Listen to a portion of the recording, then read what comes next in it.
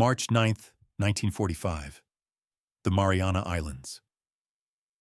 As the sun drops toward the western horizon, the runways of Guam, Saipan, and Tinian glow under floodlights powered by generators shipped across half the planet. These airfields did not exist 18 months earlier. Now they are among the most heavily developed military installations on Earth, carved out of captured Japanese territory and transformed into platforms for a single purpose: the systematic destruction of the Japanese home islands. Across these three islands, 325 Boeing B-29 Superfortress bombers sit lined nose to tail. Their polished aluminum skins reflect the orange light of sunset as ground crews move with methodical precision. Fuel trucks pull away, ammunition carts empty. Armorers complete final inspections and sign their names on chalkboards mounted beside each aircraft. Nothing about the scene is rushed. Every step follows a checklist refined by months of trial, failure, and correction. This night will not resemble previous missions. Major General Curtis Emerson LeMay, commanding the Firebombing Bomber Command, has ordered a fundamental break with established doctrine. For nearly a year, American planners have attempted to apply daylight precision bombing principles against Japan, the same concepts developed over Europe. High-altitude formations, tight bomber boxes, carefully calculated bomb runs from 30,000 feet. The results have been disappointing. Jet stream winds exceeding 200 miles per hour scatter bombs far from their targets. Cloud cover hides cities more than 70% of the time. Engines overheat climbing to extreme altitude. Mechanical failures abort missions before the bombs are even released. LeMay has concluded that the assumptions guiding the campaign are wrong. Tonight, the B-29s will fly low. They will fly alone. They will carry fire. In the bomb bays of each aircraft, armorers load cluster munitions far beyond the bomber's original design expectations. 40 E-46 cluster assemblies per aircraft, each containing 38 M69 incendiary bomblets. That is 1,520 individual incendiaries aboard every Superfortress. Each bomblet weighs 6 pounds. Each is filled with napalm gel designed to burn at approximately 1,800 degrees Fahrenheit. The objective is not a factory complex or a rail yard. It is the Shitamachi district of Tokyo. Shitamachi occupies roughly 12 square miles in northeastern Tokyo, including the wards of Asakusa, Honjo, and Fukagawa. It is home to approximately 750,000 people. The neighborhoods are densely packed with wooden homes, workshops, and small family-run industries. Narrow alleys separate buildings by only a few feet. Extended families live above and beside the spaces where they work. Aircraft parts, electrical components, precision instruments, and mechanical fittings are produced in thousands of small workshops embedded directly into residential blocks. From the air, these neighborhoods resemble a continuous wooden surface. From a fire behavior perspective, they represent ideal fuel. At 17:35 hours local time, the first B-29 lifts off from Northfield, Guam. Its four Wright R-3350 duplex Cyclone engines roar into the evening air, each producing 2,200 horsepower. One by one, bombers follow at carefully timed intervals. Aircraft rise individually, not in formation. They are stripped of nearly all defensive gun turrets, except the tail position. The weight saved allows each bomber to carry nearly double its normal bomb load. This decision alone reflects LeMay's core assumption that Japanese night defenses are insufficient to seriously threaten a low-altitude, dispersed bomber stream. The aircraft climb only modestly, leveling off between 5,000 and 7,000 feet. This altitude avoids the jet stream entirely. It reduces engine strain. It improves bombing accuracy.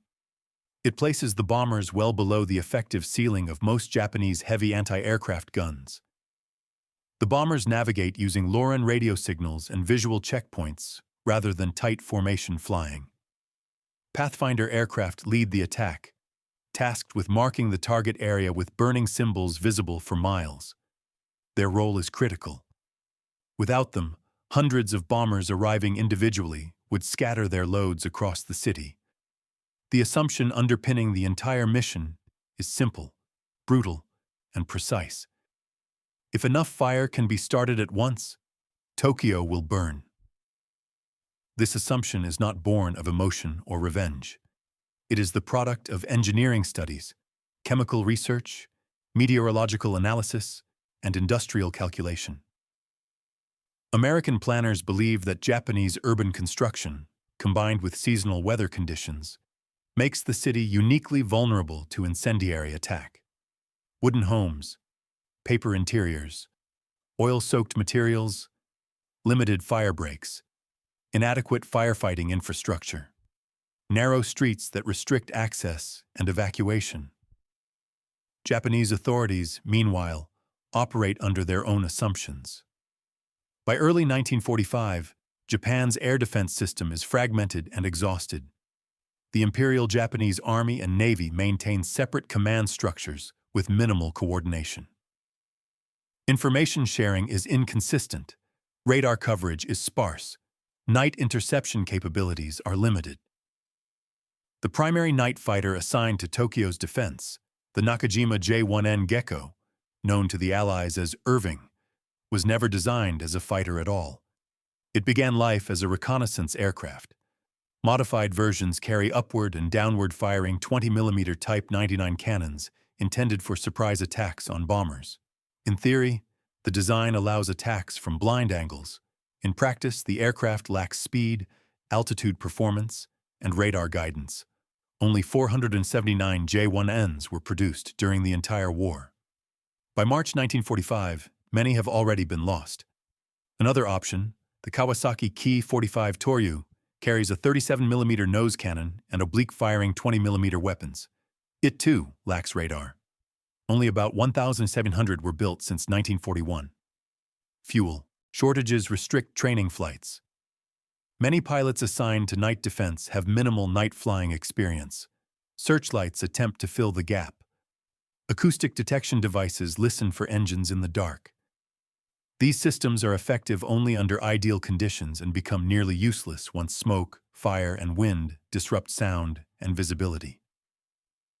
Ground-based defenses face similar limitations. Tokyo is protected by fewer than 500 heavy anti-aircraft guns. The Type 88 88mm gun provides high-altitude coverage. The Type 98 20mm cannon offers close-range defense with an effective ceiling of approximately 11,500 feet. Most critically, Japanese anti-aircraft units lack modern fire control radar. Gunners rely on optical rangefinders and sound locators, methods rendered ineffective at night or in poor weather. Japanese planners assume that no enemy would willingly fly heavy bombers at such low altitude over a defended capital city. They assume wrong. As the bomber stream moves north across the Pacific, crews settle into long hours of flight. The round trip will exceed 14 hours and cover approximately 3,000 miles. Without pressurized suits, crews wear lighter flight gear, taking advantage of the warmer temperatures at low altitude. The absence of defensive turrets reduces crew size and weight. Fuel consumption improves. The aircraft feel lighter, more responsive. Approaching the Japanese coast, Mount Fuji's snow-covered peak appears as a navigation landmark. It is a familiar sight to Japanese defenders, and now to American aircrews who have studied photographs and charts for months. At approximately 22:30 hours, air raid sirens sound across Tokyo.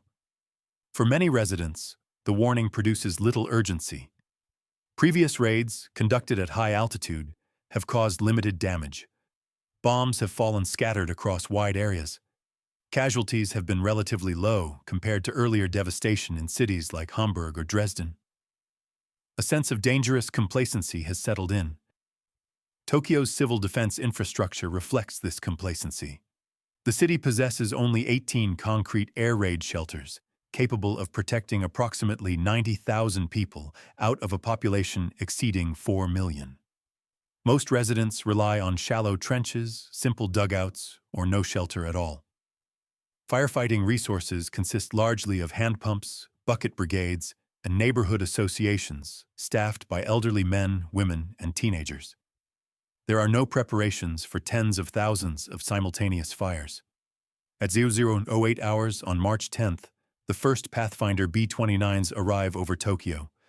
Flying at just 5,000 feet, they drop M47 napalm bombs that ignite immediately on impact.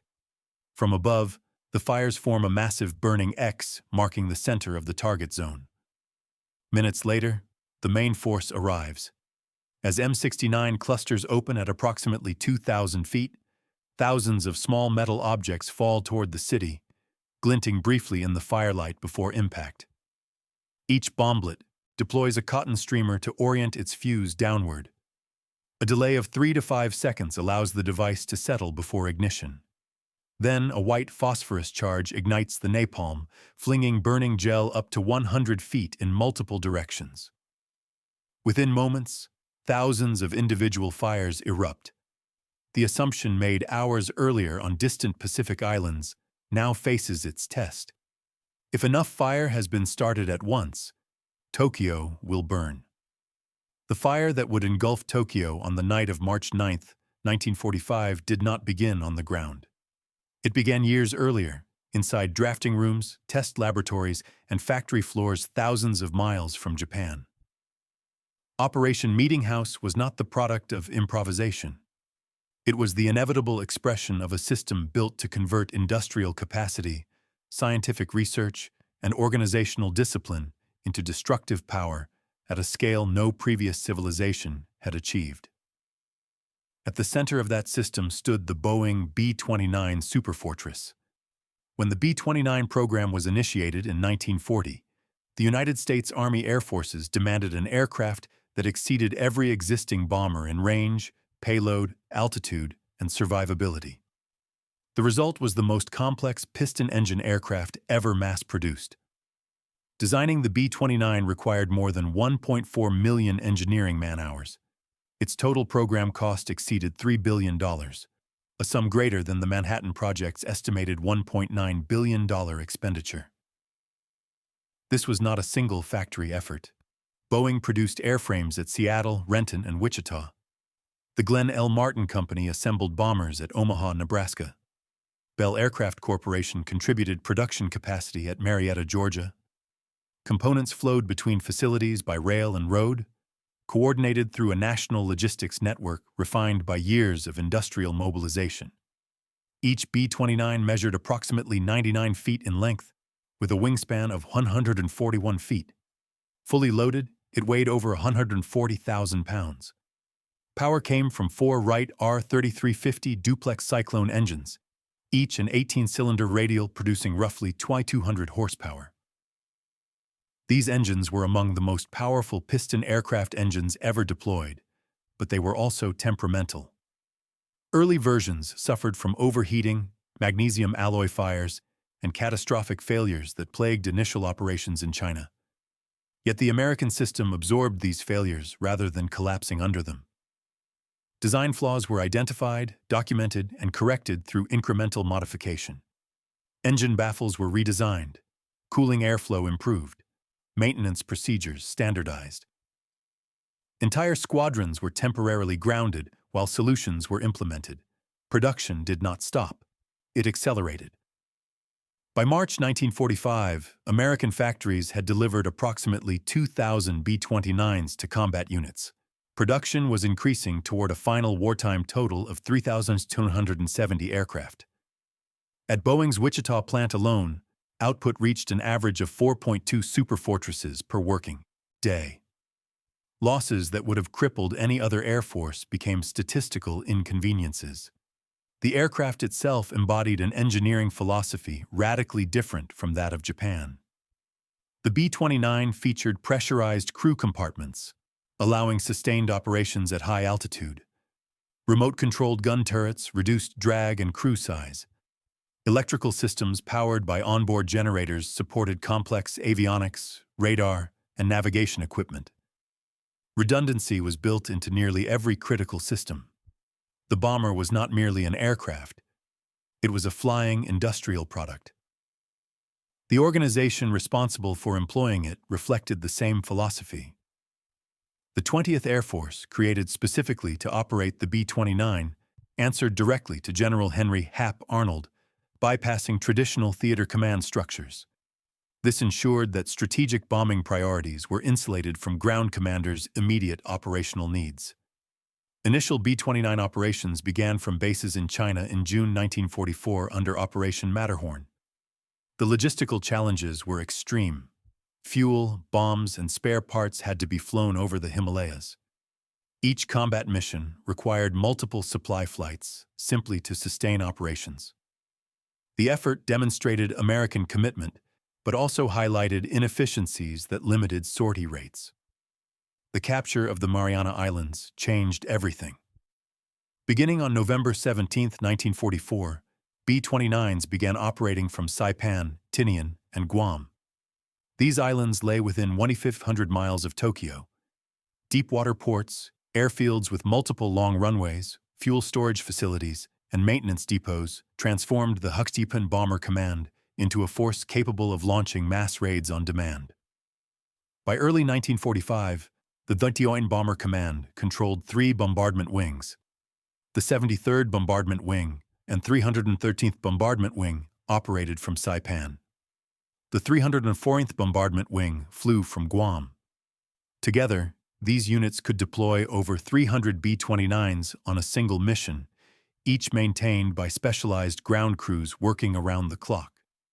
This was industrial warfare translated directly into air power. Every aircraft required thousands of man-hours of maintenance.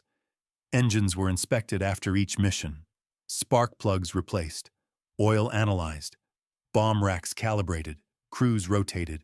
Spare parts arrived continuously by ship and aircraft. The system assumed attrition and planned for it. In stark contrast stood Japan's defensive infrastructure. By early 1945, Japan's air defense remained divided between the Imperial Japanese Army and Navy. Coordination was limited. Radar coverage was sparse and uneven. Command authority overlapped without clear lines of control. Each service guarded its own resources, even as American air power grew overwhelming. Japan's night fighter force was particularly weak. The Nakajima J-1N Gecko, adapted from a reconnaissance platform, lacked speed and altitude performance. The Kawasaki Ki-45 Toryu offered heavier armament, but suffered from similar limitations.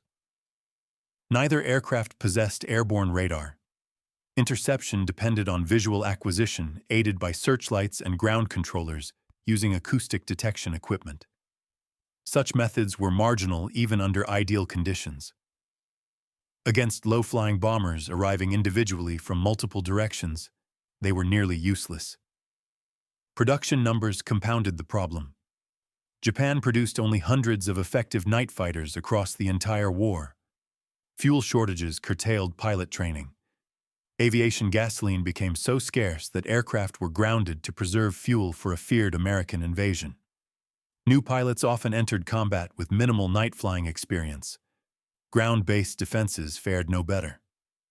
Tokyo's anti-aircraft network relied on fewer than 500 heavy guns spread across a vast metropolitan area. Most lacked radar-directed fire control. Optical range-finding and sound location became ineffective once smoke, wind, and darkness obscured targets. Japanese planners assumed that mass bomber formations would approach at high altitude, offering time for interception and engagement. They did not anticipate hundreds of bombers flying low, alone, and without predictable patterns. The imbalance extended beyond weapons to doctrine itself. American planners viewed cities as integrated industrial systems. Factories, workshops, power grids, transportation networks, and labor pools were considered components of a single production organism. Destroying residential areas that housed skilled workers was understood to disrupt war production as effectively as destroying large factories. Japanese doctrine emphasized spiritual endurance, decentralized production, and civilian resilience. Small workshops embedded within residential neighborhoods were believed to be less vulnerable than large, centralized plants. Dispersal was assumed to provide protection. What Japanese planners underestimated was the effect of mass incendiary attack on such an urban structure. The weapon chosen to exploit this vulnerability was the M69 incendiary bomblet. The M69 was a simple device by appearance. A hexagonal steel tube approximately 3 inches in diameter and 20 inches long, weighing 6 pounds. Its simplicity masked extensive research. Unlike earlier thermite or magnesium incendiaries, which burned extremely hot but could sometimes be extinguished, the M69 used napalm, jellied gasoline developed through collaboration between Standard Oil Development Company and scientists at Harvard University. Napalm adhered to surfaces, it flowed into cracks, it resisted water-based firefighting methods. Each M69 was packaged within E-46 cluster bombs. Upon release, the cluster opened at altitude, scattering 38 bomblets across a wide area. Cotton streamers stabilized descent. A delayed fuse ensured detonation after impact, maximizing spread inside structures. Testing at Dugway Proving Ground in Utah had demonstrated devastating effectiveness. Engineers constructed replica Japanese houses using pre-war architectural data. Incendiary patterns were analyzed, fire spread rates measured. The conclusion was clear. Sufficient density would overwhelm any manual firefighting capability. Operation Meetinghouse would deliver that density. Each B-29 carried approximately 40 clusters. With 239 aircraft reaching Tokyo, over 424,000 individual incendiary bomblets would fall on the city in a single night. American planners calculated that this concentration would produce a self-sustaining conflagration, where individual fires merged into a continuous firestorm, generating its own wind systems and accelerating destruction beyond the initial impact zone. Meteorology played a critical role in sustaining this system. Weather forecasters predicted clear skies and strong surface winds for the night of March 9th to 10th. Winds between 17 and 28 miles per hour were expected, with higher gusts possible. Dry conditions following previous weather patterns increased fire risk. The operation was not an act of chance. It was a convergence of engineering, production, doctrine, and environmental analysis. By the time the first bombers approached Tokyo, the outcome had already been shaped by factories, laboratories, and planning rooms far removed from the burning city below. The system that sustained the raid was now fully engaged. The failure of Japan's air defenses on the night of March 9, 1945, did not occur suddenly. It was the culmination of fractures that had appeared months earlier, cracks that widened with every unsuccessful interception, every ineffective raid response, and every misinterpreted intelligence report. By the time Operation Meetinghouse unfolded, Japan's defensive assumptions were already eroding, though few within the high command were willing to acknowledge it. The first fracture emerged from the skies themselves. Beginning in November 1944, B-29 raids from the Mariana Islands introduced a new operational reality for Japan. Unlike earlier attacks launched from China, these missions arrived with regularity, scale, and endurance. High-altitude precision bombing was intended to replicate the European Strategic Air Campaign. Bombardiers aimed from altitudes exceeding 30,000 feet, trusting the Norden bomb site to deliver accuracy. Instead, the jet stream shattered expectations. Meteorological data collected during early missions revealed wind speeds exceeding 200 miles per hour over Japan. Bombs released precisely on target were displaced miles downrange. Entire industrial districts escaped damage while residential neighborhoods unrelated to production suffered random hits. Japanese observers misinterpreted this scatter as incompetence rather than environmental constraint. Mechanical limitations compounded the problem. The Wright R-3350 engines, though powerful, were pushed to their thermal limits during prolonged climbs to extreme altitude. Magnesium alloy components overheated. Fires erupted within engine nacelles. Abort rates climbed. Aircraft turned back before reaching targets. Even successful missions often returned with damaged engines requiring extensive maintenance. Japanese intelligence tracked these failures closely. Reports submitted to the Imperial General Headquarters noted inconsistent bomb patterns, limited visible damage, and American losses due to mechanical failure. These observations reinforced a dangerous conclusion. The B-29, while technologically impressive, was operationally vulnerable and strategically inefficient. This belief hardened into doctrine. The Japanese assumption was clear. American bombing could be endured. Urban dispersal would protect production. Time would favor the defender. But beneath these conclusions, contradictions were already forming. On February 25, 1945, a preliminary incendiary raid struck Tokyo. Nearly 174 B-29s dropped incendiaries on the city, destroying approximately 28,000 buildings. Though limited in scale compared to what would follow, the raid exposed a critical weakness. Fires spread faster than expected. Firefighting resources proved inadequate. Civil defense coordination faltered. Japanese authorities classified the raid as serious but not decisive. Crucially, recommendations to create fire breaks by demolishing buildings were debated, but not implemented. Evacuation plans remained theoretical. The belief persisted that such raids were exceptional, not indicative of a sustained strategy. This hesitation represented the second fracture.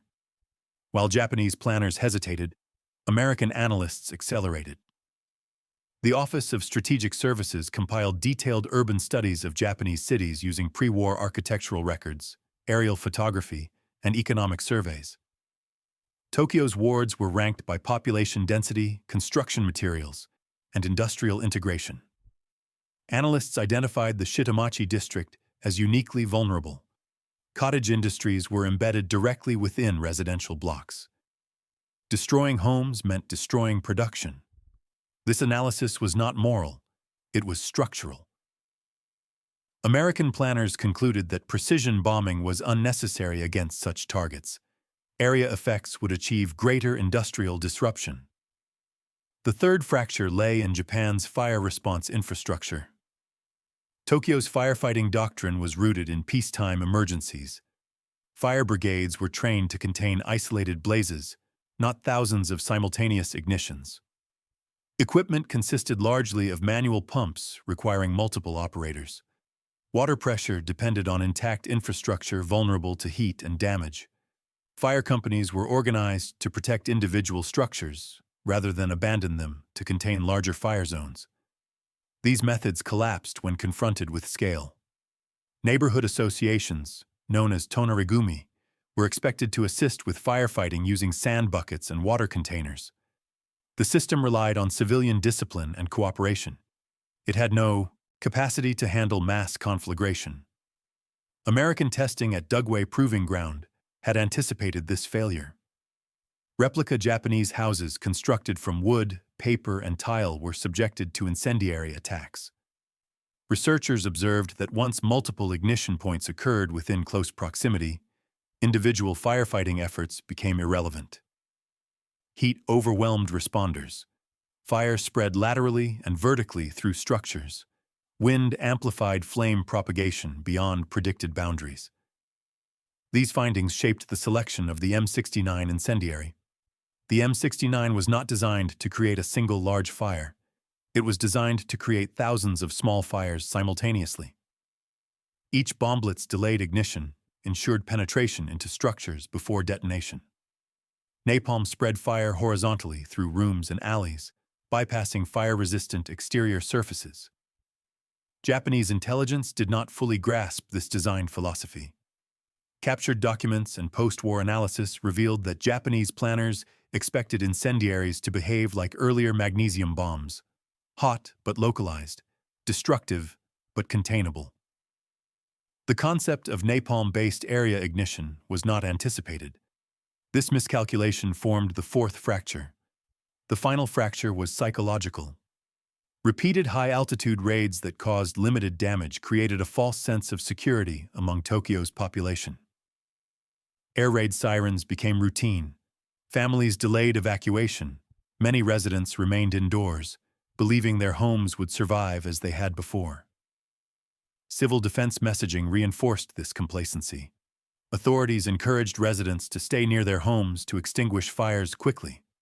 Leaving was portrayed as unnecessary and potentially dangerous. By March 1945, Tokyo's population had been conditioned to expect survivable raids. This expectation would prove fatal. As Operation Meetinghouse approached, Japanese defensive readiness appeared intact on paper. Fighter units were assigned. Anti-aircraft batteries were manned. Fire brigades stood ready. But the system was configured to fight a different war, one defined by assumptions already invalidated by emerging evidence. When the first Pathfinder aircraft dropped their markers at Tsuru 08 hours on March 10th, those fractures widened instantly. Searchlights swept the sky but found little to illuminate. Low-flying bombers approached from multiple directions, not in predictable streams. Acoustic detection failed as wind and engine noise blended. Anti-aircraft gunners struggled to adjust fire for targets flying below expected engagement altitudes. Night fighters launched sporadically, but without radar, they hunted blindly. Smoke from the first fires quickly obscured visibility. Pilots lost orientation. Interceptions became increasingly rare as the sky filled with haze. On the ground, the fire response collapsed within minutes. Thousands of ignition points overwhelmed fire brigades. Heat intensified rapidly. Water pressure dropped as pipes burst or pumps failed. Streets clogged with fleeing civilians. Fire crews abandoned equipment when temperatures made approach impossible. The fractures that had developed over months now merged into systemic failure. Operation Meetinghouse did not reveal a sudden weakness in Japanese defenses. It exposed the cumulative consequences of incorrect assumptions, delayed adaptation, and structural limitations that had gone unaddressed. By the time the fires merged into a single expanding inferno, Japan's defensive system was no longer resisting. It was unraveling. The collapse of Tokyo on the night of March 9th to 10th, 1945, did not unfold gradually. It occurred with violent speed, driven by physics rather than panic, by temperature and wind rather than intent. Within minutes of the first incendiaries striking the Shitamachi district, the city crossed a threshold beyond which human response no longer mattered. At 08 hours, Pathfinder B-29s flying at approximately 5,000 feet released their M47 napalm bombs. The fires ignited immediately, forming a massive burning X visible for miles. The marker did more than designate a target. It illuminated the city from below, transforming Tokyo into a glowing reference point for hundreds of aircraft arriving independently from different vectors. Minutes later, the main force arrived. Bombers descended to altitudes between 5,000 and 7,000 feet, a height Japanese defenders did not expect heavy bombers to operate at over the capital. As the B-29s crossed the release point, bomb bay doors opened and E-46 clusters fell away in steady streams. At approximately 2,000 feet above ground level, the clusters burst apart. What followed was not a single explosion, but thousands of impacts. M69 bomblets struck rooftops, streets, courtyards, and alleys. Cotton streamers oriented their fuses downward. A delay of 3 to 5 seconds allowed the devices to settle inside structures or come to rest against walls. Then the white phosphorus igniters fired, rupturing the casings and spraying burning napalm in all directions. Within moments, thousands of individual fires ignited across the target area. Strong surface winds accelerated the spread. Flames leapt from house to house, crossing narrow alleys with ease. Wooden beams ignited almost instantly. Paper interiors burned explosively. Oil-soaked materials fed the flames. Firefighting teams attempting to respond found themselves overwhelmed before they could deploy equipment. By 00:30 hours, isolated fires were merging. As the conflagration expanded, temperatures at ground level exceeded 1,800 degrees Fahrenheit. Glass melted, metal fixtures warped, asphalt streets softened and ignited. The heat generated powerful updrafts that pulled oxygen inward from surrounding areas, creating intense wind currents that reached hurricane force in some streets. The fire began to generate its own weather. Air rushed toward the burning zone, feeding the flames and accelerating combustion. Wind speeds increased dramatically, in some areas exceeding 45 miles per hour. Burning debris was lifted into the air and carried blocks away, igniting new fires ahead of the main front. The process repeated itself continuously, expanding the inferno outward. Visibility collapsed. Smoke, ash, and heat reduced sight to a few feet. The sound of the fire overwhelmed all other noise, a continuous roar punctuated by collapsing structures and exploding materials. Streets became impassable. Fire brigades abandoned pumps and hoses when approaching the flames became physically impossible. Japanese night fighters launched sporadically but achieved little. Without radar, pilots struggled to locate individual bombers amid smoke and darkness. Searchlights lost targets as haze thickened. Anti-aircraft fire became increasingly inaccurate as gunners lost visual reference points. Some aircraft were hit, but the majority flew through the defenses unchallenged. At 24 years old, Yoshiko Hashimoto was at home in Tokyo's Sumida district with her 13-month-old baby when the attack began. Her husband, an army officer, was on guard duty elsewhere in the city. She later described the opening moments in testimony preserved in historical archives. The B-29s were dropping numerous firebombs, and it sounded like heavy rain. I was astounded to see the intensity of the air raid. I had never seen one before.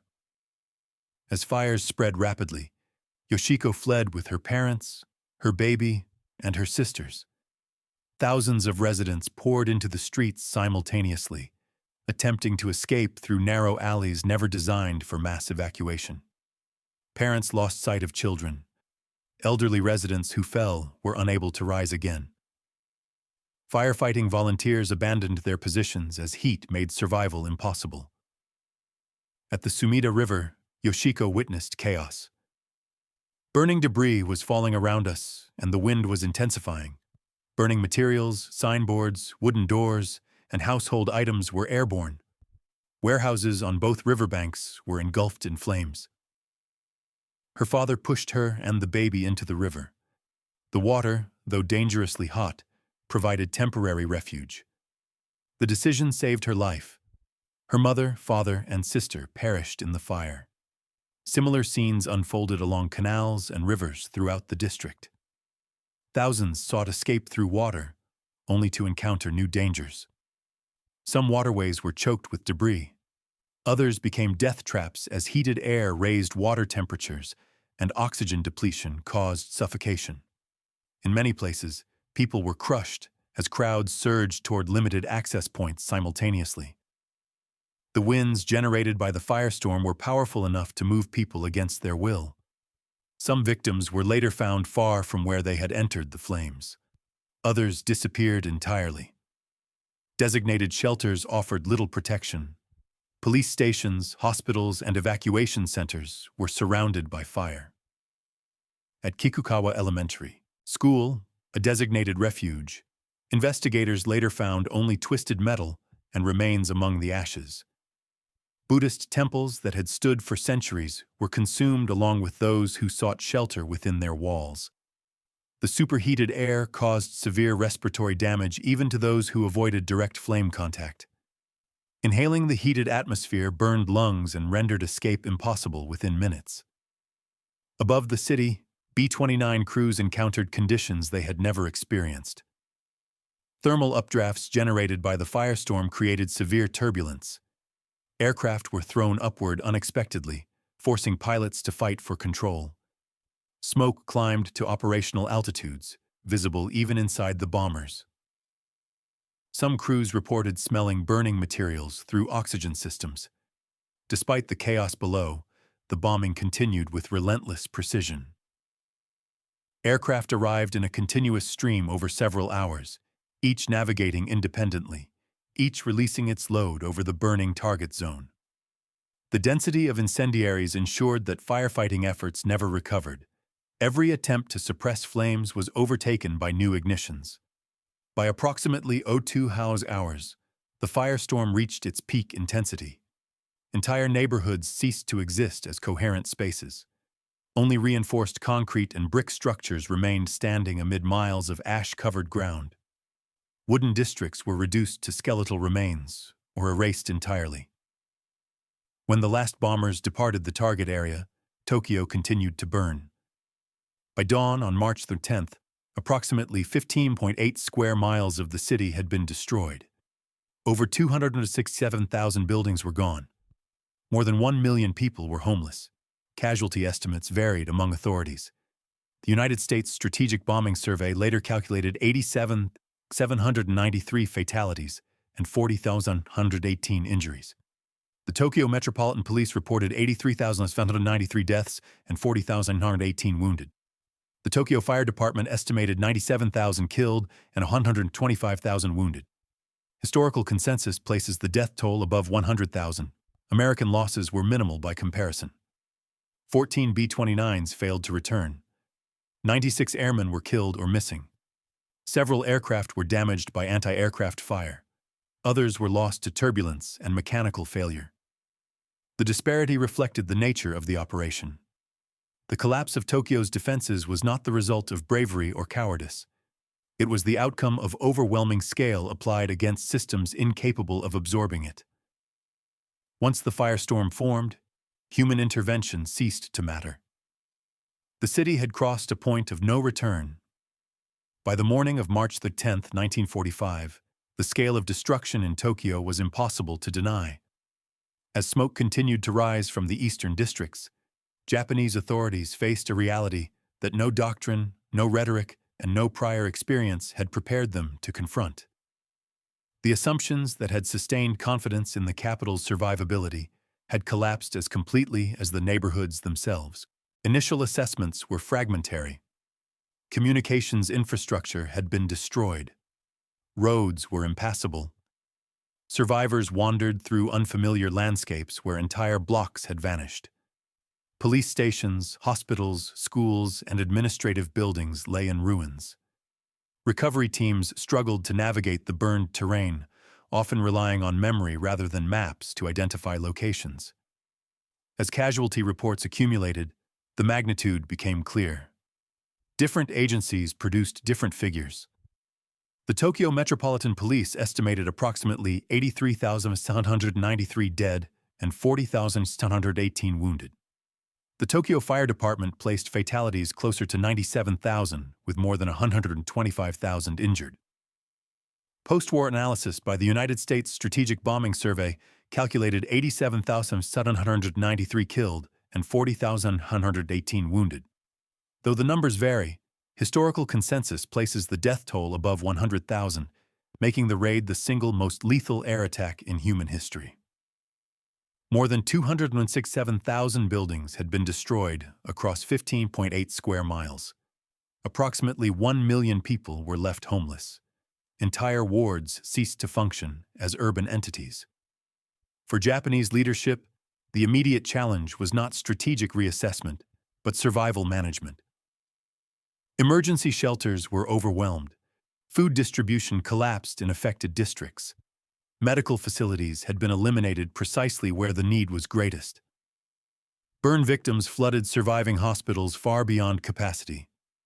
Many died not from immediate injuries but from infection, dehydration, and respiratory damage in the days that followed.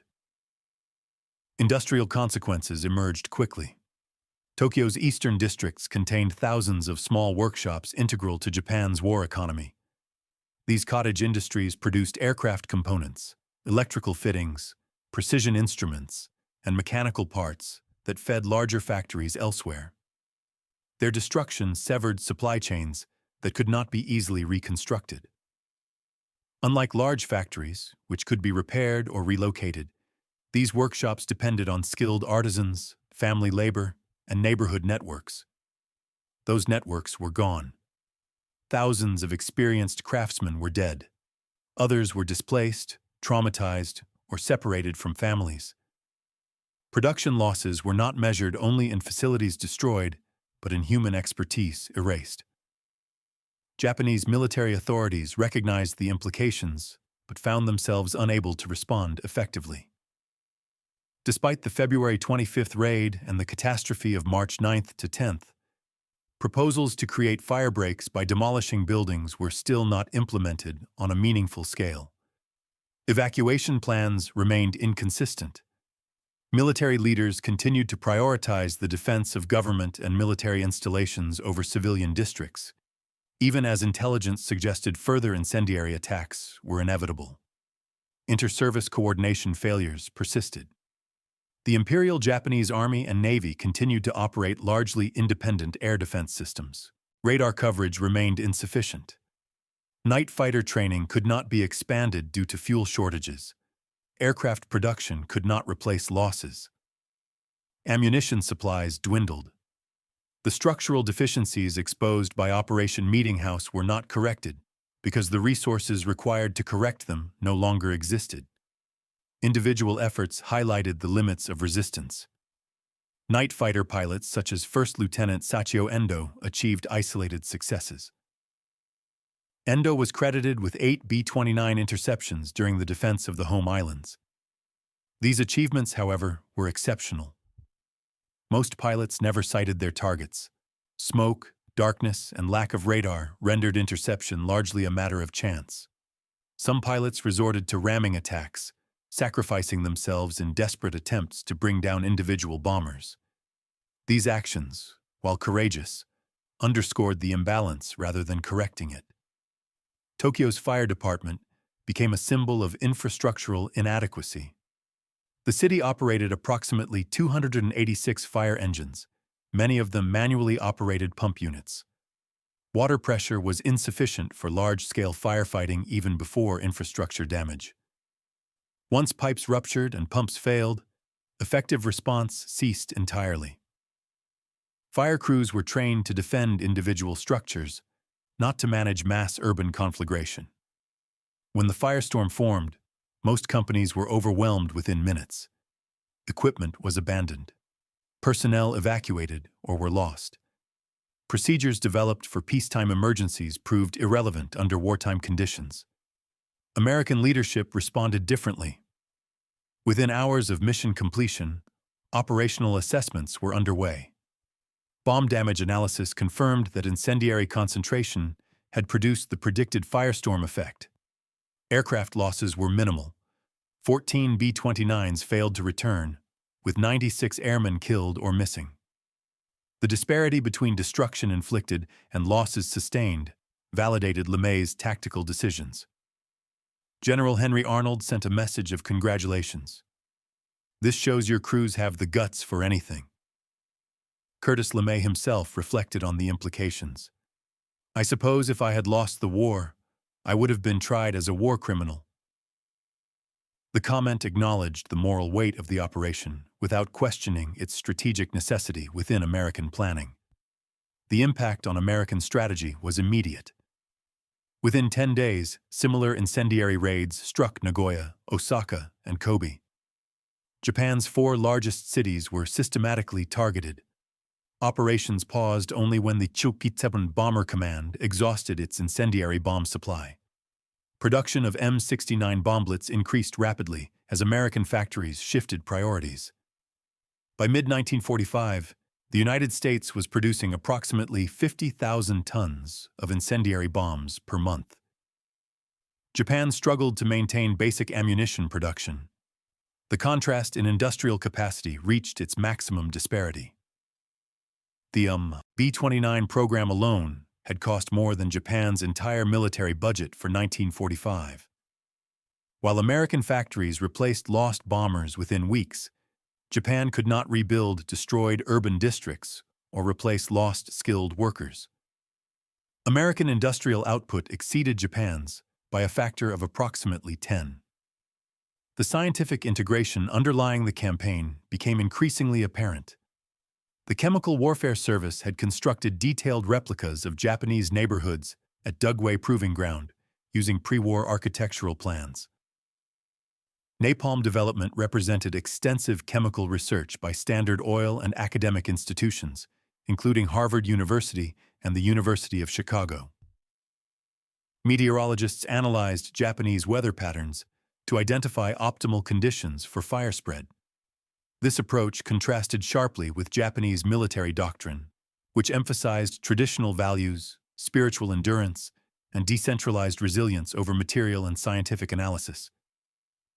The disparity proved decisive. Psychological effects compounded material losses. Survivors of Tokyo's firebombing carried their experiences across Japan as refugees fled the capital. Their accounts contradicted official narratives of resilience and control. Confidence in civil defense eroded. Worker attendance declined in factories as civilians lost faith in protective measures. The phrase routine air raid entered common usage as cities were systematically targeted. By August 1945, 66 Japanese cities had experienced major incendiary attacks. Much of urban Japan had been destroyed before the atomic bombings occurred. For American planners, Operation Meetinghouse influenced calculations for Operation Downfall, the planned invasion of Japan. Estimates suggested that continued incendiary bombing could eliminate remaining industrial capacity by October 1945. LeMay believed that strategic bombing alone might compel surrender without invasion. Joint Chiefs of Staff assessments indicated that conventional bombing had already caused approximately 900,000 civilian casualties and would cause millions more if the conflict continued. These calculations framed the atomic bomb not as an alternative to conventional bombing, but as a potentially decisive psychological accelerant. Recognition and adaptation occurred unevenly. American forces refined techniques, improving efficiency and coordination. Japanese leadership recognized defeat in abstract terms, but lacked the means to adapt materially. The imbalance widened with every raid. Operation Meetinghouse had demonstrated that Japan's defenses could not prevent systematic urban destruction. The recognition was complete. Adaptation was impossible. The morning of March 10, 1945, revealed more than a devastated city. It exposed the long-term trajectory of the war itself. Operation Meetinghouse was not an isolated catastrophe, but a turning point that clarified the final imbalance between Japan and the industrial forces arrayed against it. From that point forward, the outcome was no longer a question of battlefield maneuver, but of how long a shattered system could continue to function. In eastern Tokyo, recovery efforts began amid landscapes stripped of reference points. Survivors wandered through fields of ash where streets, schools, temples, and markets had once existed. Concrete and brick structures stood alone, isolated islands amid miles of burned ground. Waterways were clogged with debris. Corpses lay uncollected for days in areas inaccessible to recovery teams. Identification of the dead proved impossible in many cases. Extreme heat had destroyed distinguishing features. Entire families vanished without record. Mass funeral services continued for weeks. Ashes were gathered and buried without names. The scale of loss overwhelmed traditional social structures and administrative systems. Medical consequences extended far beyond the night of the raid. Hospitals in the target area had been destroyed. Survivors with severe burns were transported long distances to facilities already strained by wartime shortages. Infections spread rapidly. Respiratory injuries caused delayed deaths weeks after the fires. Malnutrition among displaced populations increased vulnerability to disease. Tokyo's educational, religious, and administrative institutions were eliminated alongside residential districts. Schools, temples, and local government offices that anchored community life disappeared. The destruction was not limited to housing.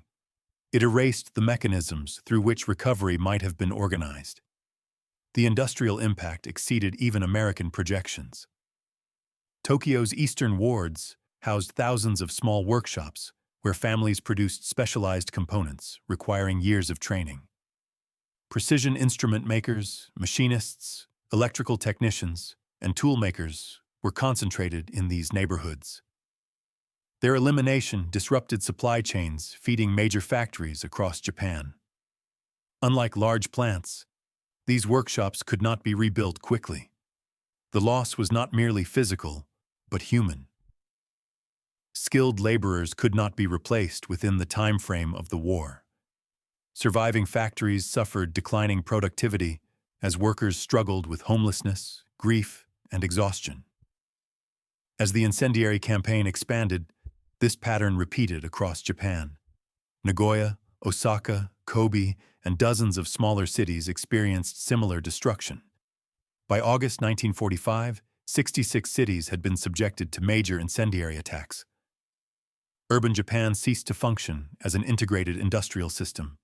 Transportation networks fractured, electrical grids failed, food distribution collapsed in multiple regions. Despite this devastation, Japan did not surrender immediately. The government continued to hope for negotiated terms, internal reorganization, or a decisive battle during an American invasion that might alter political calculations. Operation Downfall, the planned invasion of Japan, loomed in American planning. Military estimates projected catastrophic casualties on both sides if invasion occurred. American strategic analysis evolved accordingly. Curtis LeMay believed that sustained bombing alone might compel surrender without invasion. The Vuktieton Bomber Command's operations demonstrated that Japan lacked the capacity to prevent urban destruction. Joint Chiefs of Staff assessments indicated that conventional bombing had already caused approximately 900,000 civilian casualties and would cause millions more if continued through invasion. These calculations formed the context for decisions made at the highest levels. The atomic bomb was not conceived as a replacement for conventional bombing, but as an extension of it. American planners viewed it as a means to accelerate psychological collapse rather than introduce an entirely new category of warfare. The firebombing of Tokyo had already demonstrated that mass civilian casualties were an accepted consequence of strategic necessity. Emperor Hirohito later referenced the bombing campaigns and deteriorating domestic conditions as factors influencing Japan's surrender decision. The destruction of cities, the displacement of millions, and the collapse of production created a situation in which continued resistance became increasingly untenable. The human dimension transcended national boundaries. American aircrew members carried psychological burdens long after the war ended. Many struggled to reconcile their participation in incendiary raids with personal values. Richard Bale of the 9th Bombardment Group later recalled observing the fires clearly from his aircraft, an image that remained with him for decades. Japanese survivors endured lasting physical and emotional trauma. Many suffered lifelong injuries. Others lived with the loss of entire families. Children separated during evacuations often never discovered the fate of their relatives. Orphans and widows overwhelmed post-war social support systems. Yoshiko Hashimoto's testimony remained preserved in archives. The memory of that night never leaves me. My mother, father, and sister died while my baby and I survived. I think about them every day. The social structure of working-class Tokyo was permanently altered. Extended families dispersed. Neighborhood networks that had existed for generations disappeared overnight. Traditional businesses vanished. Community memory fractured. Post-war reconstruction rebuilt infrastructure. But the social fabric could not be restored to its previous form. International legal considerations emerged after the war but remained unresolved. The 1907 Hague Convention addressed bombardment of undefended cities, yet interpretations of what constituted defense or military necessity proved ambiguous. Post-war tribunals prosecuted Axis leaders for civilian targeting, but did not address Allied bombing campaigns. The precedent that military necessity could justify extensive civilian impact influenced the development of later international humanitarian law. Operation Meetinghouse became a case study in modern warfare. It demonstrated that urban destruction alone does not guarantee immediate surrender. Japan continued fighting for 5 months. It showed that technical and industrial superiority could overcome geographic and defensive challenges. It revealed the difficulty of distinguishing military from civilian targets in total war. The evolution from precision bombing to area bombing reflected escalation dynamics rather than explicit policy change. Initial attempts at high-altitude precision failed operationally. Incendiary area attacks succeeded. Doctrine adapted to results. By March 1945, urban targeting had become routine. Cities were selected based on population density, construction materials, and industrial integration. Warning leaflets dropped later in the campaign acknowledged complete air superiority. Bombing operations became procedural, efficient, and devastating. Operation Meetinghouse remains the most destructive air raid in history. Its impact was overshadowed internationally by the atomic bombings of Hiroshima and Nagasaki 5 months later. The unprecedented nature of nuclear weapons focused global attention, allowing conventional area bombing to receive less scrutiny. This historical framing influenced post-war weapons development, permitting continued use of incendiary and area effect weapons without the prohibitions associated with nuclear arms. Statistics provide only partial understanding. 325 B-29s launched. 279 reached the target. Approximately 1,665 tons of incendiaries were dropped. 15.8 square miles were destroyed. Over 267,000 buildings vanished. More than 100,000 people died. 1 million were displaced. Behind each number stood individuals. American aircrew members executing orders. Japanese families sleeping in wooden homes. Children separated from parents. Survivors carrying loss into the post-war world. Operation Meetinghouse illustrates the transformation of warfare from limited military engagement to comprehensive societal destruction. Residential areas built over generations were erased in hours by weapons manufactured thousands of miles away. A conflict that began with territorial expansion ended with industrial systems capable of annihilating entire cities. The disparity between American incendiary warfare and Japanese civil defense revealed the decisive role of industrial capacity in modern conflict. The raid stands not as a triumph of tactics, but as a demonstration of what happens when strategic objectives, scientific planning, and mass production converge against a society unable to absorb their impact.